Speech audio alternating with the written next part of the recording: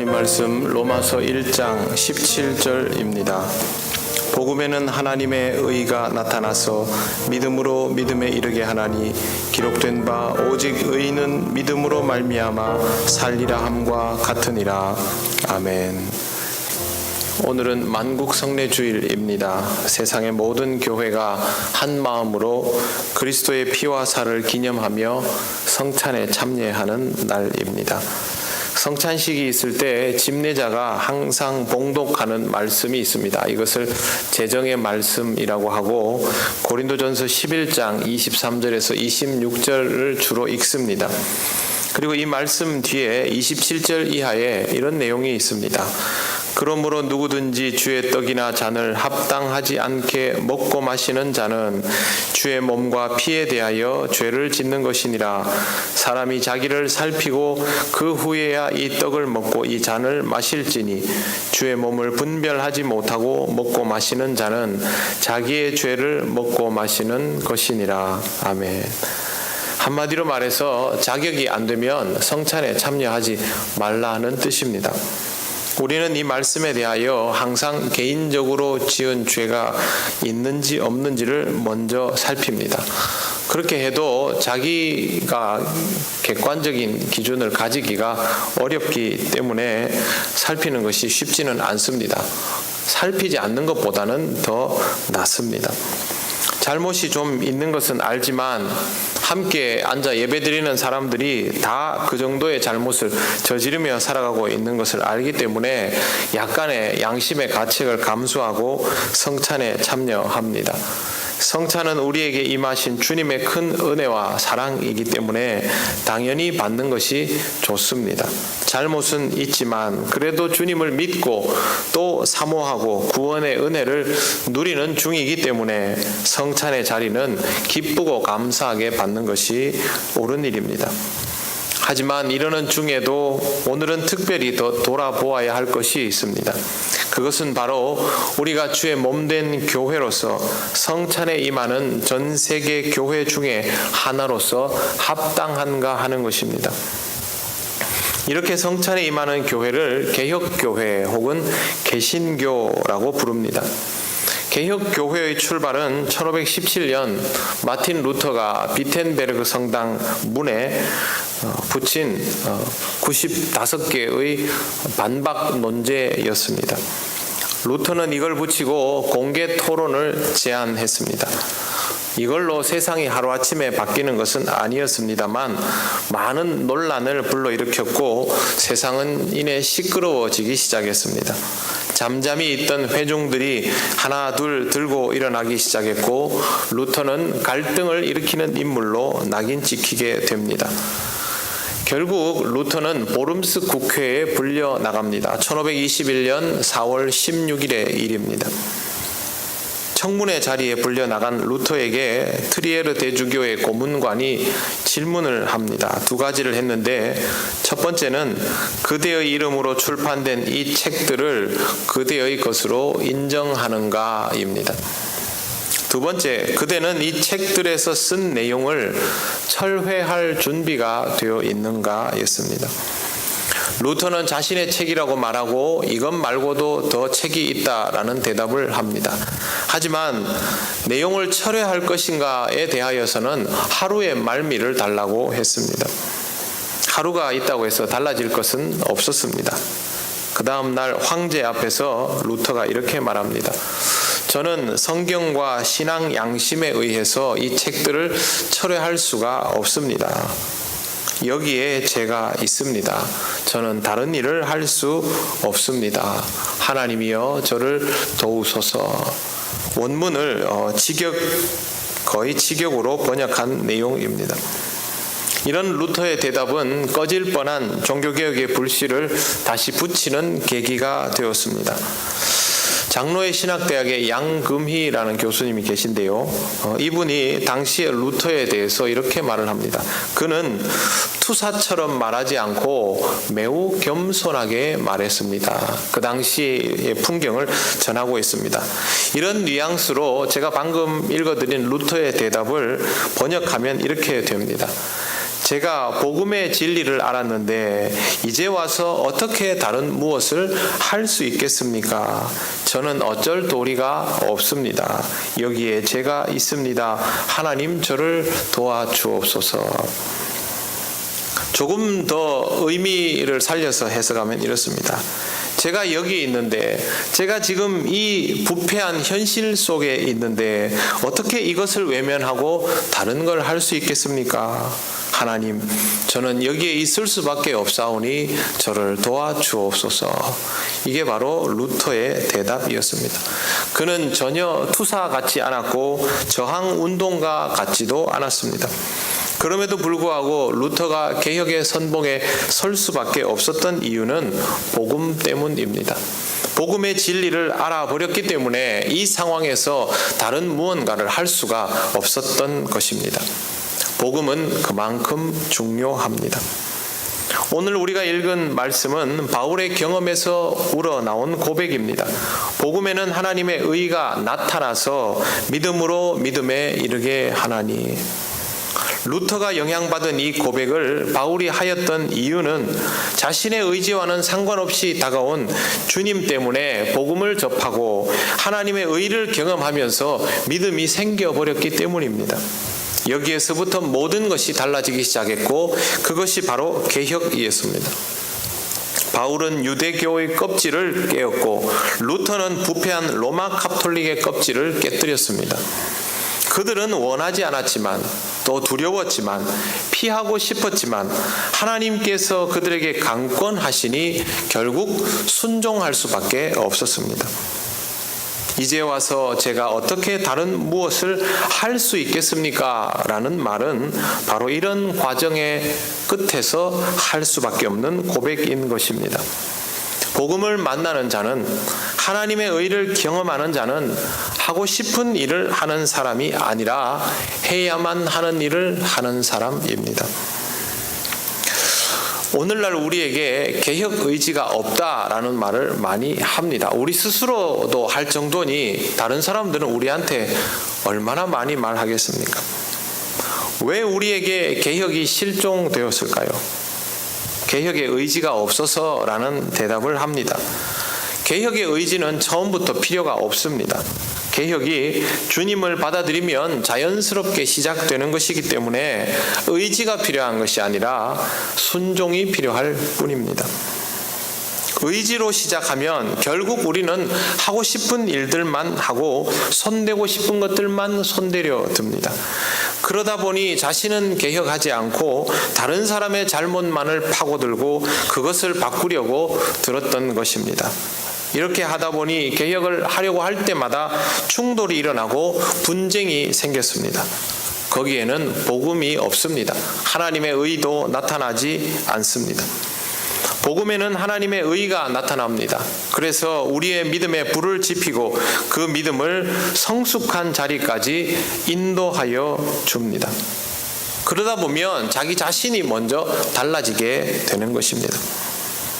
바울이 만난 복음, 루터가 만난 복음이 지금 우리가 만나는 복음과는 다른 것입니까? 전혀 그렇지 않습니다. 1517년 루터가 만난 복음과 500년이 지난 2017년 우리가 만나고 있는 복음은 한치의 오차도 없이 똑같은 것입니다. 이 말은 루터에게 나타났던 하나님의 의가 지금 우리에게도 똑같은 효력으로 나타나고 있다는 뜻입니다. 그런데도 우리는 여전히 침묵합니다. 아무렇지도 않은 것처럼 살아가고 별 문제 없는 것처럼 교회를 다니며 누가 물으면 그리스도인이라고 태연하게 대답합니다. 정말 아무렇지도 않은 것일까요? 그러면 평안해야 하는데 제대로 평안합니까? 삶이 만족스럽습니까? 감당하실 만합니까? 교회에 대한 자부심으로 가득합니까? 우리가 기도하는 것들이 이 사회 속에서 구현되고 있습니까? 그렇지 못합니다. 내일은 또 어떻습니까? 우리 자녀들은 신앙생활 할 만하겠습니까? 그때까지 교회가 제대로 남아 있겠습니까? 우리 아이들은 우리보다 더 행복한 시절을 살 수 있겠습니까? 우리는 시원스럽게 대답할 수 없습니다. 그럴 수 없는 상황이라는 것을 잘 알고 있기 때문입니다. 그런데 어떻게 우리가 우리 스스로를 먼저 하나님 앞에서 쳐서 복종하지 않게 하고 살아가고 있습니까? 현대 사회라고 해서 복음의 위력이 떨어진 것은 아닙니다. 그 복음이 우리에게 나타났는데 우리가 루터처럼 반응하지 못해서 생겨나고 있는 결과입니다. 루터는 그렇게 훌륭하고 대단한 사람이 아닙니다. 루터는 약한 사람이고 두려움 많은 사람입니다. 그래서 그는 개혁을 이루어가는 중에도 여러 번 약점을 노출하고 실수를 하였습니다. 하지만 그가 종교개혁의 역사의 한 페이지를 장식할 수 있었던 이유는 그의 가장 큰 두려움이 세상을 향해서가 아니라 하나님을 향해서 있었기 때문입니다.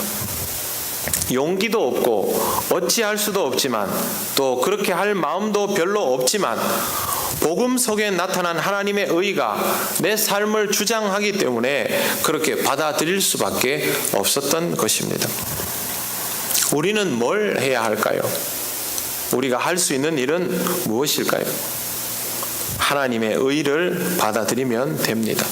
복음을 통하여 만나는 하나님의 의를 외면하지 않고 받아들이면 우리에게 믿음이라는 것이 자라나기 시작하기 때문입니다.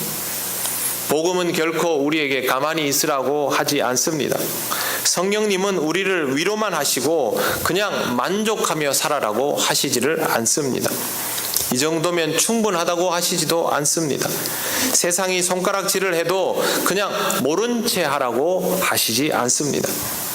복음을 전하지 않아도 좋다고 말씀하신 적이 없습니다. 우리의 믿음에 불을 붙여서 무언가를 하도록 변화를 이루어 가도록 하시는 분이 바로 성령 하나님이십니다.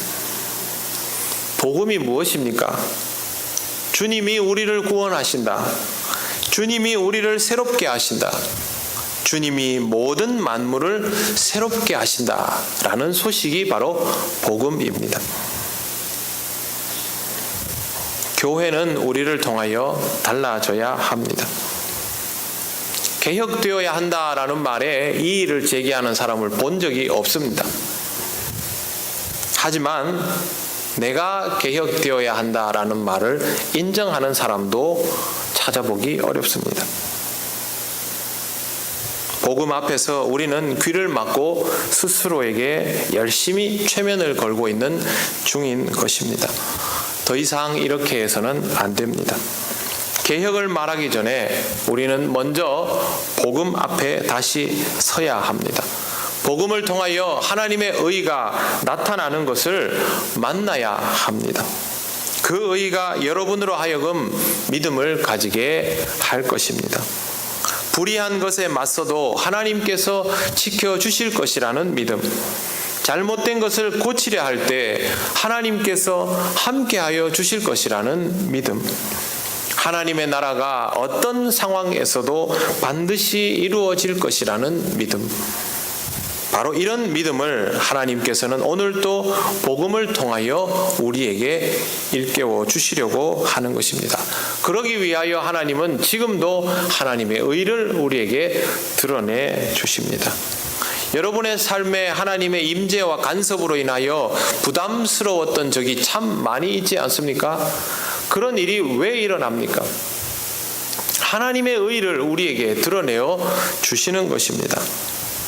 사랑하는 성도 여러분, 힘들고 어렵더라도 지금은 더욱 긴장해야 할 때입니다. 더 지체할 수 있는 상황도 아니고 도망갈 수 있는 상황도 아닙니다. 지금 긴장하지 않으면 더 힘들어질 수 있습니다. 사회에서 교회를 향해서 뭐라고 한 줄 아십니까? 적폐라고 합니다. 저는 젊은 사람들이 교회를 향해서 이 말을 쓰는 걸 보고 굉장히 놀랐습니다. 우리가 그들을 살리기는커녕 우리 자신의 존폐를 걱정해야 하는 상황에 처해져 있는 것입니다.